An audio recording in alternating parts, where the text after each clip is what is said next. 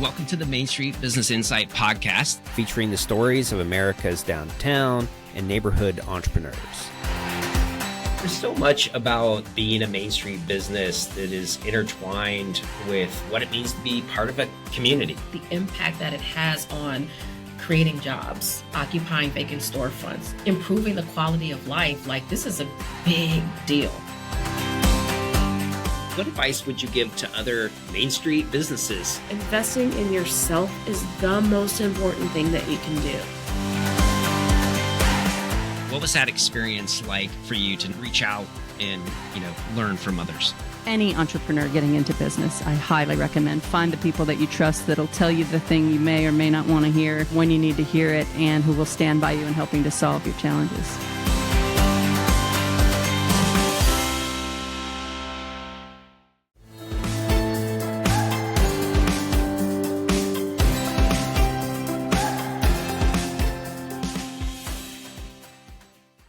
Welcome to another episode of the Main Street Business Inside Podcast. I'm your host, Matt Wagner, Chief Innovation Officer at Main Street America. And this show, in many ways, brings back some perhaps unfortunate memories of discussions we were having in April and May of 2020. And I suspect I don't need to remind you, you may recall this was a time in which, very much like today, there are some unknowns relative to how certain macro systems in our economy and consumerism and these changes are going to impact small businesses. Now, currently, there are a number of really kind of concerning data points out there that I think are worth examining relative to what's been happening in the marketplace in general. And so the first one really is around consumer confidence. You see that the March report coming out of the Consumer Confidence Board is suggesting a future expectations from consumers that tumbled 9.6 points, 65.2. That's the lowest reading in 12 years. Now, that's a grabbing headline. And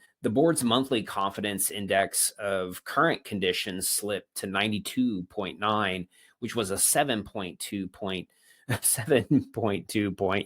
decline and the fourth consecutive monthly contraction. Other troubling signs out there include retail sales. I had predicted in my 2025 prediction show that retail sales would not grow more than 3% this year. My suspicions are I was actually not aggressive enough. And I think there's a lot of confusing mix on retail sales right now. It's kind of early, but February sales were up 0.2%. And yes, while they were up, that was below expectations. And overall, when you look at year over year sales, retail is down 0.9%.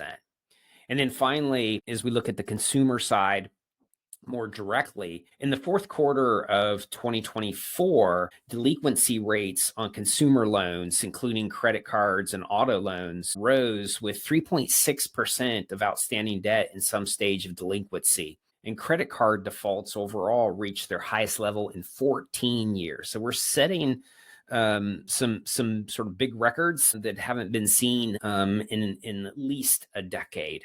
For us in this discussion, what I wanted to do was really focus on ways that we could think about how best to navigate in a very challenging time. Now, I'm not a doom and gloom kind of person. While certainly I see economic headways and challenges, I didn't even mention the T word, tariffs. So if you're interested, I actually did a show a few weeks back around navigating tariffs, and nonetheless, you can check that out. But I'm most confident in the creativity and resiliency of Main Street small businesses to pivot and shift and adjust when macro shifts really require us to perhaps rethink and adapt our business models. We did it during the pandemic, and I'm sure we can do it again. Today's show is going to be examining some suggestions that I hope you find helpful where you might want to place your energy and focus, gain some clarity, and be really strategic on things that can give you the best opportunity to position yourself as remain resilient no matter what sort of shifts happen. You've kind of built that ingrained muscle to be able to do that. It's kind of like the stock market where don't try to time it, have a strategy, and just be able to execute. It's all about execution. So here we go. First area I want to talk about is really focusing in on what I would refer to as kind of like low-hanging fruit. It's focusing on core customers. So, one of the first things you might want to do is just prioritize retention, as they say, like a bird in the hand, or whatever that saying is. Like, it's just easier to keep your existing customers than it is to try to attract new customers to the table. So retaining existing customers is more cost effective as well than acquiring new ones. So focus on building those strong relationships and providing excellent customer service. Okay. Now, one aspect of that is being much more personalized in terms of your interactions. This too was something I talked about in some trend analysis in our Retail Matters report that we did with the Virginia Retail Alliance. You can check that out on our website and download that report as well. But really about understanding your customer needs and pain points, and then tailoring your interactions accordingly, again, based on the data at hand. You can also think about like loyalty programs, creating, or if you've got one, perhaps strengthening it, implementing loyalty programs to reward their repeat businesses and encourage customer retention. You probably have all seen, maybe you go to your local coffee house and, there's a clip there. That's a form of loyalty program. Perhaps with every fifth item, there's some sort of, percent off coupon that gets sent out to your customers. So a lot of different ways you can design those. And certainly you can do some searches for some other creative ways to think about loyalty programs. But certainly one to be thinking about instituting is part of strengthening customer relations. And the last one is maybe designing some form of a referral program where you've got existing customers. You've probably said, hey, refer a friend. You see this a lot in other businesses where, you'll get $100, $50, or whatever it is for every referral that's made. It's an incentivization for your current customers to, in essence, be kind of like your sales force out there. The best thing about that is there's a lot of trust built up in sort of friend referring to another friend, or a family member referring to another family member, or what have you. So it's a very strong and cost effective, but also has a high return on that investment. So that's a very big one. The other thing I wanted to throw out, kind of just as another pivot tip here, is you might want to consider subscribing to a simple CRM where that holds your customer and transaction data to examine any habits leading to more strategic engagements with your core customers. It's a way to track, who your customers are, maybe some interesting elements about them, their birthdays or what have you, a way to contact them, what their shopping habits have been. So you can think about inventory. This goes back to that kind of hyper personalization. In order to do that, you kind of need a system in place to hold that data. Now, sometimes that can be if you have employees, or even in your own mind because you just know them. And so a CRM might not be necessary, but some way of tracking that can be highly effective. All right, let's move on to the second area to consider. And that's really focusing in on what's value and how to get higher ROI for the decisions that you're making. Now, the first area to be thinking about is, what is your value proposition? Okay. It's important that we clearly communicate to customers the value of what we're providing, our products or our services. So emphasizing how they address customer needs and providing a good return on that investment. Okay. So what makes you different within the marketplace? Perhaps it's your customer service. Perhaps it's the experience of the in-store design, or a particular product that you have that's exclusive to your store. But think about those points of differentiation and use those as part of your marketing tools. Upselling and cross-selling, this is really exploring opportunities to sort of move upstream, or as someone's buying something, well, have you thought about tacking this on? Occasionally you'll see this promoted where this product works best with this product. It's sort of a plus. Okay. Buy this one, and if you considered buying this one. Okay. So that's a form of upselling or cross selling. And what it really does is it helps to improve the actual or the average transactional value. That ticket that's going through the cash register is part of an upselling tactic, okay? Especially, again, is part of your overall strengthening your relationships with existing customers and not necessarily having to attract always brand new customers. Some other things to think about are like offering discounts or bundled deals where you could group some products or services together, but at a lower cost than if you were to buy them individually. And oftentimes, especially for budget conscious consumers, that can be an effective way where they can, in essence, buy in bulk. The other is just featuring a loss leader. I don't want to leave that one out. That's a classic retail strategy where you've got something, perhaps where you've got pretty good margin to kind of run. It's a volume product, but it gets people into the store. And while they're there, they may be buying something else. Okay. So I don't want to consider it a total giveaway, but in essence, it's a giveaway, knowing that they're likely to buy then other things. One of the pivot tips you might want to consider here in this particular area is if you're selling a product, maybe add a service or vice versa. So a great example is if you've been into a salon or a barbershop. Obviously, I haven't recently, but often you will see that they're also selling hair care products or other personal care products. That's an example, okay, of a service industry that's offering more retail products to supplement sales because they're already there getting that service. It's natural then they maybe buy a few products. And same thing like a bike store, selling bikes, but having a service to repair, replace parts, whatever it is. That's another way of showing additional value and achieving higher ROI with both existing and new customers. All right, let's move on to the next area.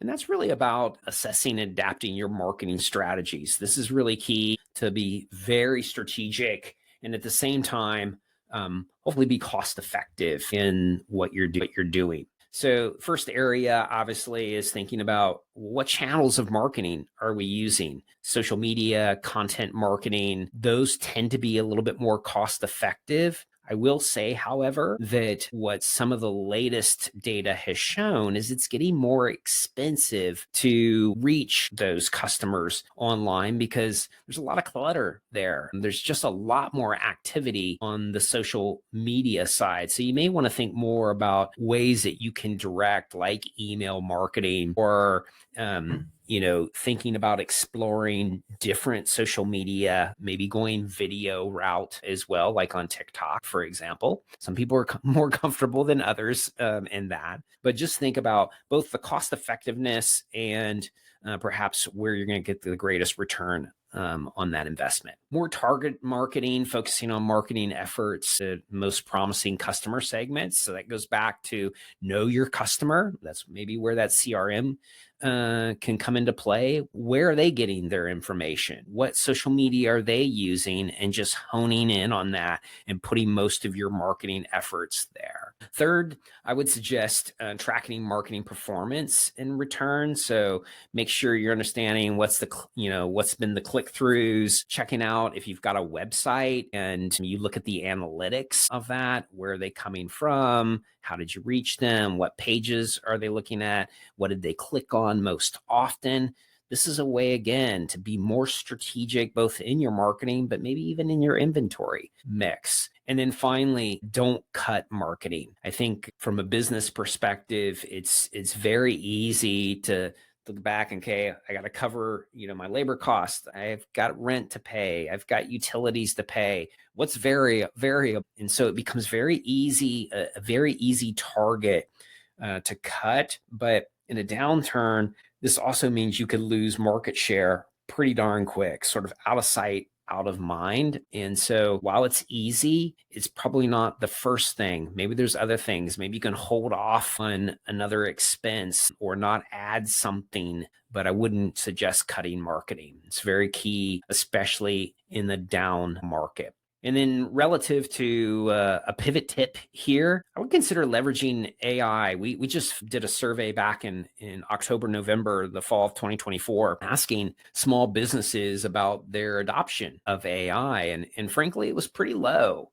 And maybe not a big surprise to folks out there, but when you think about the potential of AI to help you perhaps design more strategic messaging, it just really saves a lot of time for putting in a few prompts into ChatGPT or Gemini or whatever, and then having it, roll out very quickly, like 10 seconds later, some marketing messages that you want to do, where you might have to spend an hour or two coming up with that. Well, that hour or two could help you to work on some other aspect of your business. So while I know AI can be a little scary, I think, based on your comfort level, I think starting out with just having it, help you with some strategic messaging for social media is a great way to get started, and with not a lot of apprehension. Hopefully consider that moving forward.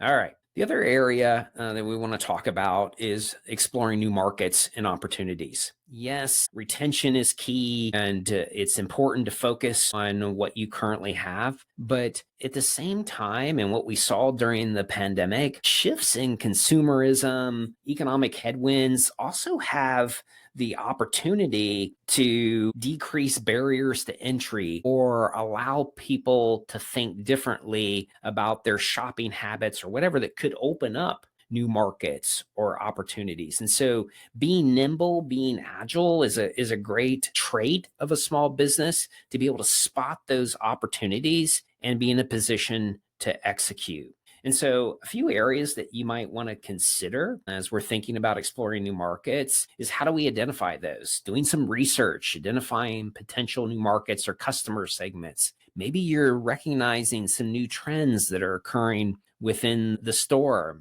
maybe some new folks coming in or from a different geography, or maybe you've had this idea and now's an opportunity to pursue it when you've got some more time.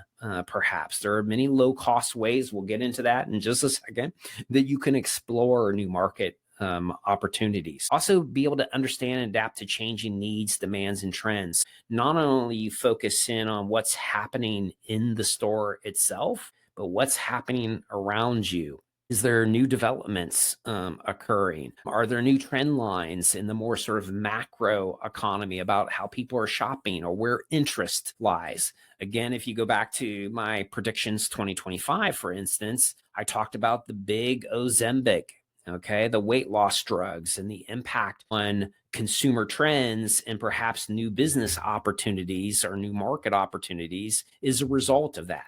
That's just one of many things that develop on a more macro level, that perhaps your business is well positioned to adapt to a new product or a new service as a result. Both in store, but also sort of the more macro, be aware of what's happening out there. And then finally, you might want to think about partnering with other businesses. Explore potential partnerships that are either physical in nature or just supporting one another. And what I mean by the sort of the physical in nature, you've seen things like where coffee shop, bike store comes together. And while they're two distinct businesses, they're partnering and even sharing space together. And so there are various ways that you can link up and sort of bring the best of both worlds of each other's business together to be able to offer a new service or a new product or what have you. Pivot tip here you might want to think about is, could you use this time to try a mobile service or a pop-up to explore new geographies, or even a new menu item as a low-cost test, or put something out at your farmer's market, as many of them will be opening, I should say. Some maybe have started in some warmer climates, but a way to test things out at a very low cost level. And I always think about like getting outside the store, because I think you have the opportunity to reach new customers as well. So whether it's an event where you can be at, or a farmer's market, or hey, partner with a business in another community to explore that geography and sort of create an internal pop-up. I think there's just a lot of ways to kind of think through low cost methods for exploring new markets or new opportunities for products or services as you think about expansion going through this. All right. Okay. Focusing in on efficiency and cost controls. All right. So we've talked a little bit about growing, expansion, trying new markets and opportunities, even during a downtime, but in a cost-effective way. But it's also a chance to be way more efficient, so you can free up some dollars, perhaps, to be able to do that. So the first thing that you might want to consider is just auditing your pricing structures. Obviously, there's been inflationary pressures, tariffs that some businesses may be feeling the pinch, so to speak. And so auditing your pricing structures on a regular basis, just to understand that, hey, am I holding margins? Am I being competitive? Do I still, obviously, with margins, have profitability there? In an ever-changing environment, especially one that's pretty quick, if you're going a month or two and not looking at your pricing, you could be underwater relative to margins, or frankly, pricing yourself out of the market. So stay on top of that, and consider regular audits and reviews of kind of how your pricing is matching up to the competition, but also how is it delivering the bottom line. Secondly, consider negotiating with suppliers. Explore opportunities to get better pricing terms, better payment terms, perhaps. And much like they say in the insurance business, consider shopping around. Just because you've been with someone for a long time, maybe there's some new players in the market, and maybe they provide better service or pricing. So yes, negotiating with your existing suppliers, but don't be afraid to kind of check out others as a backup even. Cutting unnecessary expenses. Identify and eliminate any unnecessary expenses to protect your cash flow. It's sort of like they say in the house, the first thing to start with is do I have a bunch of subscriptions out there, perhaps in my streaming services that I'm not even watching, that are just reoccurring? That's kind of like low hanging fruit to look at any of those that you have out there. But consider just going through the expense lines and what might be able to be cut, or where savings might be able to take place. And then finally, focusing in on core competencies. Recognize and concentrate on things that you do really well. Okay, that are strengths for you, that provide the most value for your customers. And that's where you put your time and your energy. Don't try to be something that you're not. Okay. It's okay if your competition is doing something else, that's their value prop. Focus back on yours, what you do well, and keep moving in that direction. And then finally, sort of a pivot tip here that you might want to consider is investing in technologies to support this system. I talked about a CRM system, or something in email marketing, accounting software, or cloud-based e-commerce platforms if you're not on the web, or a POS system software. The other great thing, frankly, is there's just a lot of other free emerging softwares out there that can help bring efficiency and cost controls that you might be able to leverage as well. So I'm not suggesting going out and spending a ton here, but explore where opportunities might exist for free or low cost software that you can bring in that's going to be helpful to your business. Everyone's a little bit different. So, it's for you to pursue and look and see and explore what's going to be best for you. All right. So I wrap up here. Some bonus pivot tips you might want to consider as part of your business journey here in navigating economic headwinds. First one is maybe transitioning a core skill or expertise to something that could be small scale production. There's a lot of restaurants out there that have a sauce that everyone raves about.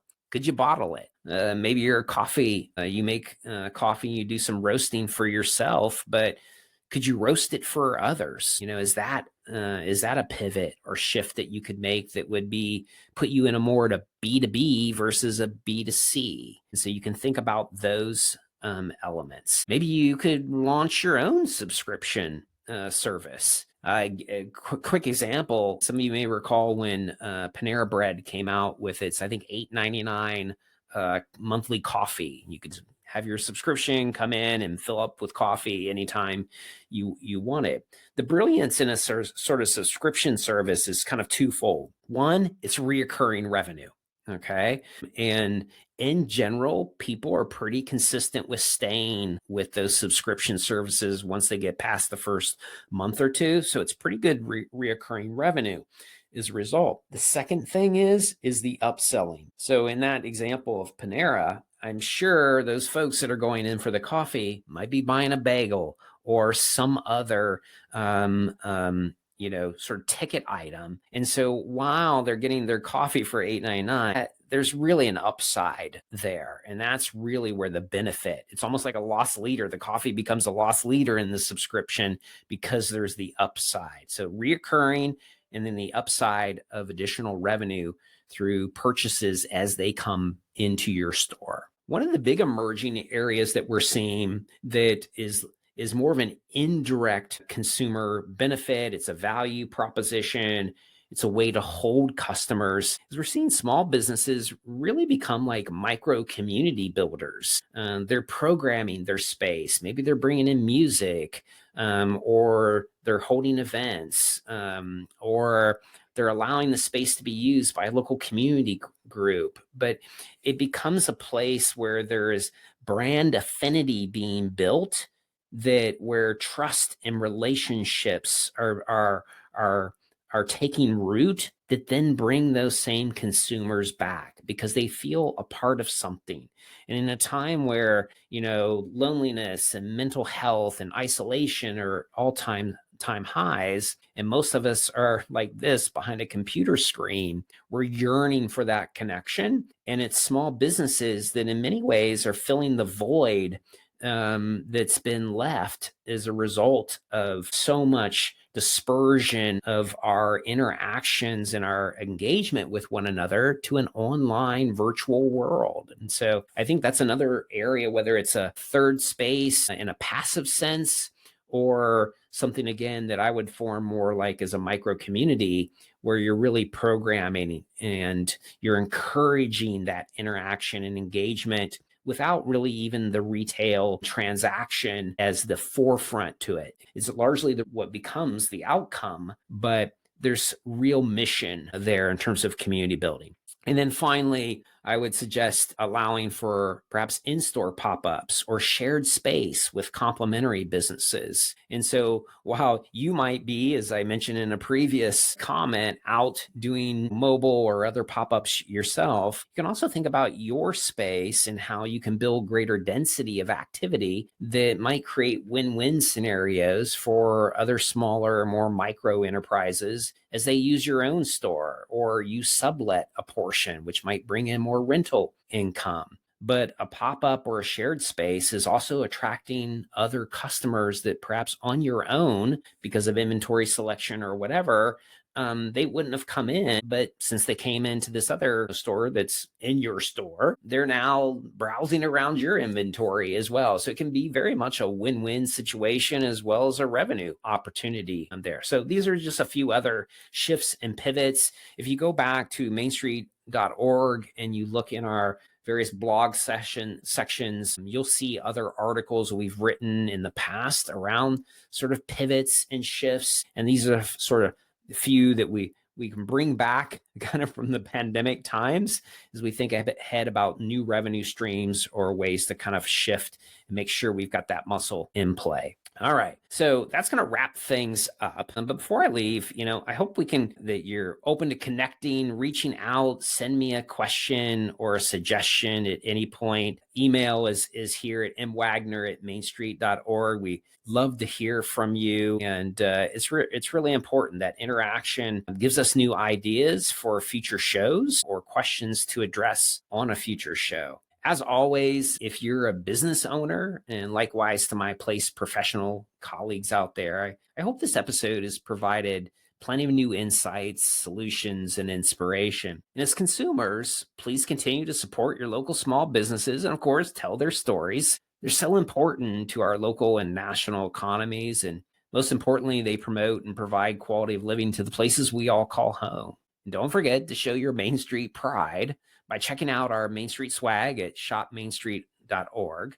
Now, secret, we're going to be launching, not a secret anymore, a new feature within the show beginning in April, highlighting a segment of small businesses we call Made on Main. The makers, producers, and brand creators scaling along our Main Street. So be sure to check that out. Probably as this show comes out, you'll be able to see it. And before we depart, just a few other things here. If you're new or want a refresher, check out our past podcast recordings, whether on Spotify or iTunes, or of course on our Main Street America YouTube channel, where you can also check out really a growing library of education and training content from our small biz digital trainers as well. So until next time, thanks for all the support.